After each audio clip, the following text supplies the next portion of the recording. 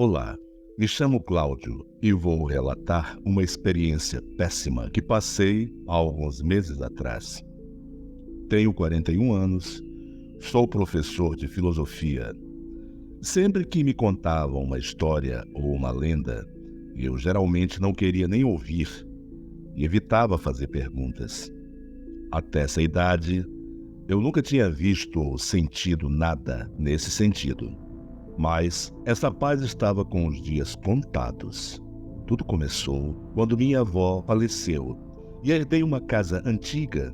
A casa era encantadora, mas havia um quarto, quase um tipo de despensa, que minha avó sempre mantinha trancado. Ela nunca deixou ninguém entrar lá, e isso sempre me deixou curioso. Finalmente, decidi abrir o quarto proibido. Até essa hora, eu pensei que só havia antiguidades e, por ciúmes, não deixava ninguém ir lá para mexer no que não deveria. O lugar era sombrio e teias de aranha penduravam-se nos cantos. No centro, vi uma caixa empoeirada. Quando retirei o lençol, uma sensação de arrepio percorreu minha espinha. Era uma boneca de madeira, tão realista, que parecia estar me observando com seus olhos de vidro. Apesar dessa sensação ruim, passei mais uns minutos lá. Olhei retratos antigos, roupas e alguns objetos. Tinha fotos preto e branco, daquelas bem antigas. Era outra época, mas, por incrível que pareça, estavam todas bem conservadas. Decidi tirar a boneca da caixa e levá-la para o meu quarto. À noite, enquanto estava deitado na cama, ouvi um som sutil vindo da boneca. Um sussurro suave e arrepiante, como se alguém estivesse cochichando. Olhei para a boneca e seus olhos de vidro pareciam brilhar na escuridão. Pensei que fosse impressão minha ou o reflexo de alguma luz, quando olhei rápido e tentei ignorar. Como falei, eu até evitava ouvir falar sobre essas coisas e queria acreditar que fosse algo da minha cabeça. Talvez essa falta de conhecimento tenha feito eu demorar tanto até perceber realmente do que se tratava. As noites seguintes foram cada vez mais estranhas. A boneca parecia se mover por conta própria. Eu a colocava em uma prateleira e pela manhã ela estava em outro lugar. Os sussurros se tornaram mais altos e perturbadores e eu começava a ter pesadelos terríveis. Parecia que a boneca estava me assombrando. Decidi pôr ela na sala para ver se aquelas sensações ruins passavam. Perdi meu tempo. Continuaram do mesmo jeito. A partir do momento em que a frequência aumentava, mais eu me preocupava.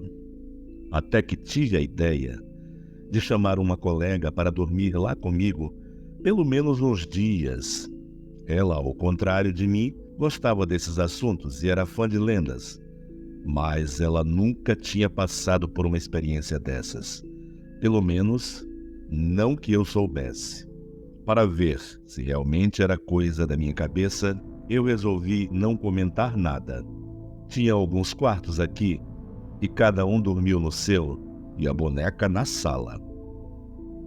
Depois do jantar, conversamos um pouco e cada um foi para o seu quarto. Não demorou muito tempo, eu comecei a ouvir vozes, como se fosse da boneca, vindo da sala. Dali mais uns 10 minutos, minha amiga deu um grito tão alto, tão aterrorizante.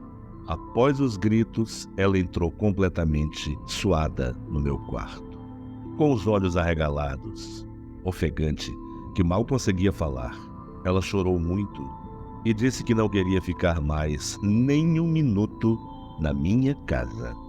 Disse que viu uma boneca de madeira se movimentando, como se tivesse vida, e rindo ao lado da cama dela. Eu nunca vi um desespero daquele. Ela nem no quarto quis mais entrar. Até hoje em dia, ela tem pesadelos com aquela cena e disse que nem por todo o dinheiro do mundo volta nem na porta da minha casa. Como ela gostava dessas histórias, fui tentar conversar com ela para ver se tinha alguma saída, alguma luz para dar, porque naquele momento eu não tinha nem noção do que fazer e nem por onde começar.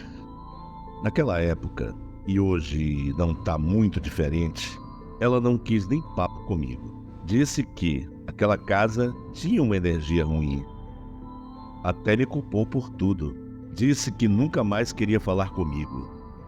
De alguma maneira a boneca tinha afetado mais ela do que eu. Eu tinha muito medo, mas o estado que ela ficou foi horrível.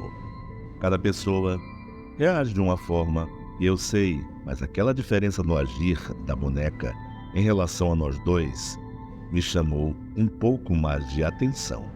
Decidi pesquisar sobre a história da casa da minha avó e da boneca.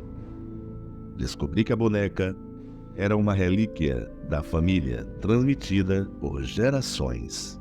Eu mal podia acreditar que de verdade a minha família teve algum tipo de maldição e eu nunca tinha ouvido falar sobre. Talvez por medo ou para me preservar. A boneca era conhecida como a bonecada e diziam que estava amaldiçoada. Era uma espécie de receptáculo para os espíritos inquietos da família e quem a possuísse era atormentado por esses espíritos. Fui até minha mãe no começo. Ela ficou um pouco resistente, mas quando eu expliquei a situação que estava passando, ela se compadeceu e contou. Ela disse que minha avó, quando mais jovem, chegou a falar para as pessoas da família. Ninguém deu muita bola e não se foi mais falado sobre isso. Desconfio que minha avó se foi e possivelmente era assombrada até os últimos dias de sua vida. Hoje, não tem muito como saber. Mas, se ela sofreu até o fim, possivelmente contribuiu bastante para ela ter ido logo. Aquilo estava insustentável. Eu não aguentava mais. Durante o dia era mais tranquilo, mas bastava anoitecer, além de eu já começar a sofrer por antecedência. Já começava tudo, aquele ciclo de horror. Desesperado para me livrar da maldição, tentei devolver a boneca ao quarto, mas ela se recusava a ficar lá. Continuava voltando para o meu quarto. Eu já não suportava mais os sussurros, os pesadelos e a sensação de ser observado o tempo todo. Ainda pensei em tocar fogo, mas sabe lá, se eu fizesse isso, talvez podia até piorar a situação. Por algum motivo, diferente de como foi com minha amiga, a boneca só me assombrava. Fui em busca de ajuda e depois de muito procurar, encontrei um especialista em paranormalidade. Em alguns locais, são conhecidos também como rezador. Essas pessoas são como luz na vida de quem está passando por um momento desses. E detalhe, ninguém acredita em você. O especialista examinou a boneca e confirmou que ela estava realmente amaldiçoada. Disse que a única maneira de quebrar a maldição era encontrar o espírito que estava preso na boneca e libertá-lo. Depois de ver que aquela loucura realmente estava acontecendo na minha vida, foi uma luta procurar no meio de uma família tão grande de quem seria o espírito que estaria ali, quase como uma terapia.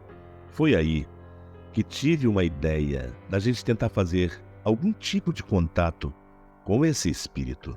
O especialista me disse que fazer isso sem saber poderia ser perigoso, mas naquela situação não tinha muito para ser feito.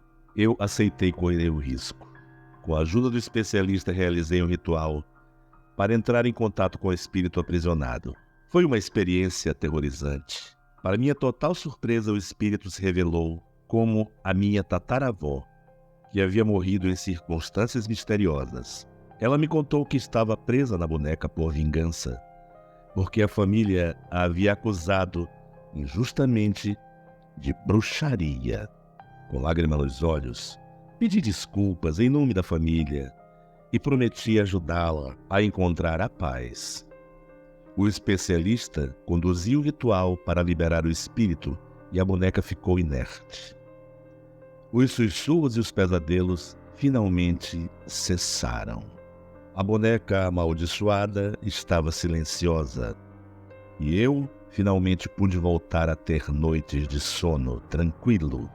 Aprendi que alguns segredos sombrios podem ser transmitidos através das gerações e que às vezes a única maneira de romper uma maldição é enfrentar o passado e fazer o que é certo.